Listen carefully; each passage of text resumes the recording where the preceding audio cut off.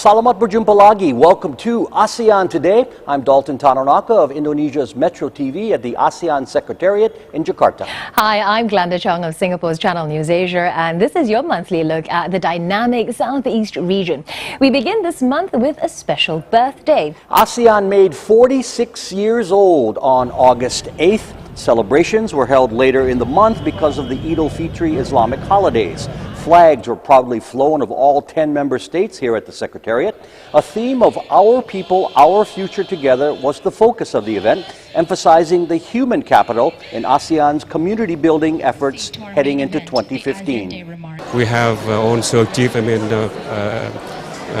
progress in building the political security community and the social and cultural community.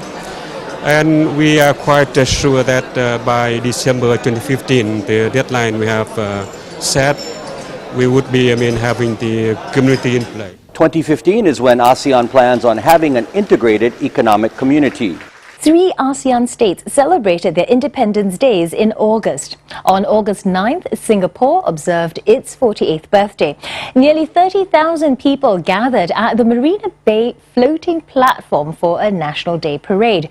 On display were military hardware, aerial maneuvers, and a variety of song and dance. The next weekend saw official ceremonies in Jakarta, marking Indonesia's 68th birthday. President Susilo Bambang Yudhoyono welcomed guests to the State Palace, while citizens across the country joined in games and festivals.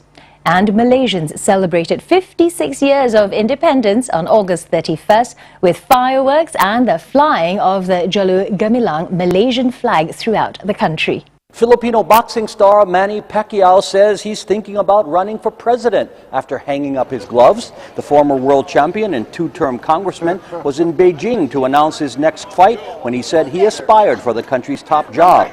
But after a political backlash, Pacquiao's chief of staff said those plans were not in the near future. Pacquiao fights American Brandon Rios on November 24th in Macau following 2 straight losses. China's Foreign Minister Wang Yi paid a call on Thailand's Prime Minister Yingluck Shinawatra to mark the 10th anniversary of the ASEAN-China Strategic Partnership. The pair met in Bangkok on August 2nd following a forum discussing ways to resolve the territorial conflict in the South China Sea. This involves China and several ASEAN members. Both leaders urged a peaceful solution, with Wang saying China is willing to negotiate a non-aggression pact to avoid an escalated conflict. The French foreign minister made a swing throughout Southeast Asia at the beginning of August to strengthen regional ties. Laurent Fabius stopped in Indonesia first and talked with counterpart Marty Natalegawa. They signed agreements on training diplomats, scientific and technological cooperation, and bureaucratic reform. Fabius wrapped up his mission in Vietnam on August 5th with a meeting in Hanoi with Prime Minister Nguyen Thanh Dung. Regional issues such as the South China Sea territorial problem were discussed during this leg of the visitor's trip. Myanmar held its first joint maritime exercise with China. The drill near Yangon on July 28th included firefighting and towing simulations. The purpose was to promote technical cooperation and goodwill. And this was part of a 4-day visit by the Chinese patrol and search vessel MV Haishun, with other stops in Malaysia, Indonesia and Australia. Foreign language majors in Myanmar's colleges now have more opportunities to find good-paying jobs, and that's boosting enrollment. As the country's economy opens further and more international companies doing business there, students are choosing to study foreign languages to stay competitive. English, Chinese, Japanese and Korean are the most popular language subjects. The Rangoon University of Foreign Languages has seen the number of students in classes jump from 50 to 100. 60% of Myanmar's population are young, and that workforce is one of the attractions for foreign investment. 30 new factories are operating in the Phnom Penh Special Economic Zone on the outskirts of the Cambodian capital. Employment there has doubled this year to 20,000 workers and is projected to double again to 40,000 in the next several years.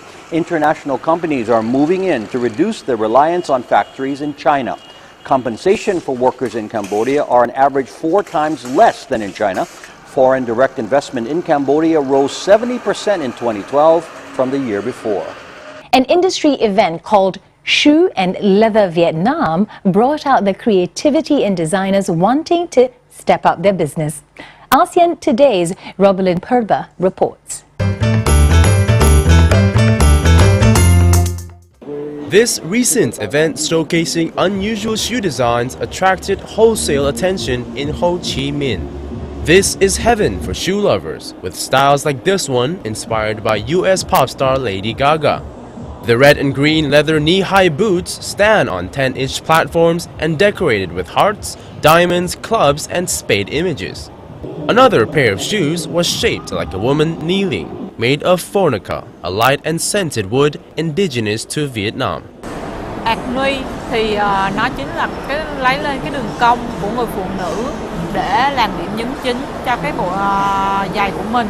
Thì ngoài cái đường cong của cơ thể người phụ nữ nó rất là đẹp, nên là em muốn đưa cái đường lượng đó vào cái sản phẩm giày để thứ nhất là muốn tôn vinh lên được cái nét đẹp của người phụ nữ với những cái đường cong rất là đẹp.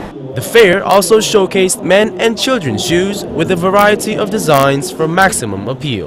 Giày trẻ em thì mình xoáy vào cái sở thích của các bé. Các bé là rất là thích những cái chiếc xe mô hình, xe đua. Đó là từ đó gọi lên ý tưởng cho mình thiết kế lên là một chiếc giày hình dáng thể thao. Vietnam's footwear industry is robust, with exports totaling $4 billion annually. Most are much more simple in design. Robelin Purba for ASEAN Today. More ASEAN Today coming up shortly. Playing Indonesia's founding father won't be easy, but actor Adio Bayu says Sukarno's complex life was fascinating. He's in the hot seat next.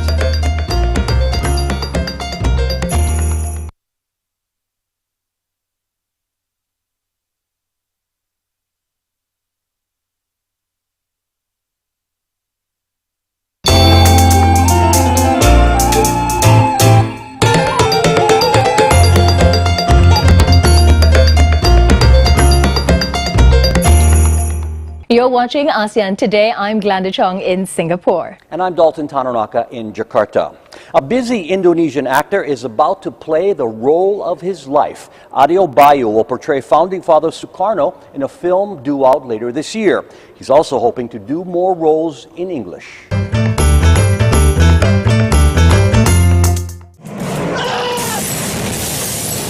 The Sultana had a $7 million necklace. He was last seen as an idealistic cop in the international production Java Heat, set in Yogyakarta. Nanti kalau di Jepang Ona punya waktu. Now he's playing an overseas worker who gets involved with the character of Atika Hasiholan, his Java Heat co-star. She's already in a relationship with the role played by Joe Taslim, most recently seen in Fast and Furious 6. A love triangle between Atika's character and Joe and I's. And it's set in Japan. It's set in Japan. And a foreign worker overseas, like yes. that, right? I mean, the backdrop is beautiful. Japan is amazing. Yeah. It is. Now, you've lived abroad growing up, so you have a better understanding of what it takes to succeed overseas. Are you headed for more English language projects after Java Heat? I hope so. I hope so. I mean, after Java Heat, I got another sort of role in a movie called Dead Mine that was produced by HBO Asia. And I just finished the production again with HBO Asia in collaboration with ABC Australia called Serangoon Road. It's a 10-minute series. And that's going to be out in September.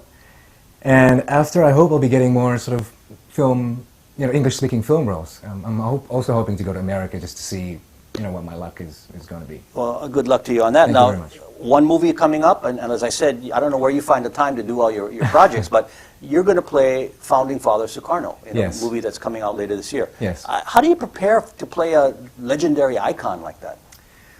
Wow, with a lot of time, a lot of free time. To encapsulate, I mean, the Sukarno as a man and also as a figure is very hard because, all the references I had was only from books and from videos. So I don't really know what the man is like, and this Sukarno was the first sort of role that I'm playing someone else rather than creating my own sort of characters. So it was pretty hard. You studied old newsreels and old videos. I did, and they were all so inspirational. It was amazing. This man was such an eccentric man. It was so cool. Eccentric? Yes, this dualism between, you know, I want to eradicate colonialism, but on the other side, he's this sort of, you know, hey, let's come and dance. Hey, you know, with beautiful girls. A charmer. He's a charmer. Yes.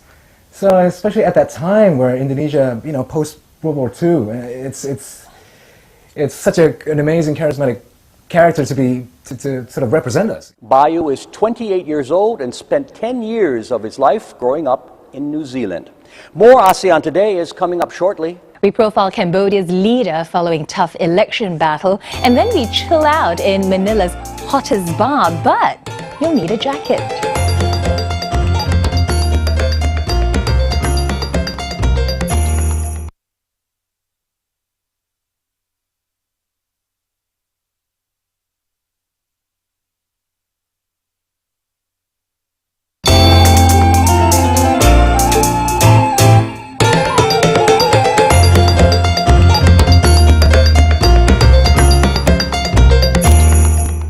This is ASEAN Today, this month from Jakarta and Singapore. And we're telling the stories of the people of Southeast Asia. One man's leadership story began 28 years ago and continues through today following a disputed election. ASEAN Today's Zelda Savitri profiles Cambodia's Prime Minister Hun Sen, who says he wants to lead for at least a dozen more years. It was close and disputed, but Cambodians vote to retain the ruling party of Prime Minister Hun Sen, returning him to the job he's held for nearly 3 decades. The 60-year-old leader had tried to reassure his citizens just prior to the July 28th election. For my party, I want to win. But what I want more than this is political stability of the country and economic development of the country. And for the election to be conducted free and fair, just, transparent, and without violence. Hun Sen's youth was shaped by conflict. At the outbreak of the Cambodian Civil War in 1970, Hun Sen joined the Communist Khmer Rouge.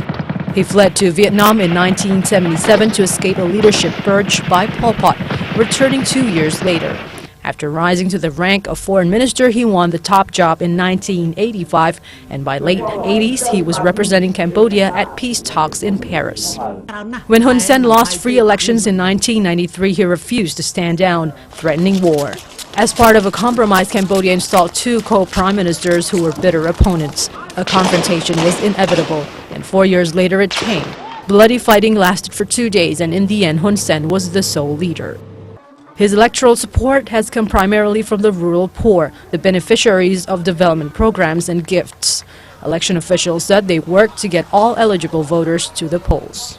In preparing for the election this year, we started in the middle of 2012. To prepare, we have a list of the Cambodian people. We have around 5,000 members around the country to get the names and list of the people. Hun Sen's election victory is being questioned by opposition Cambodian People's Rescue Party, which has called for an investigation into voting irregularities. But unless there is unexpected turn, Hun Sen says he wants to rule until he's 74.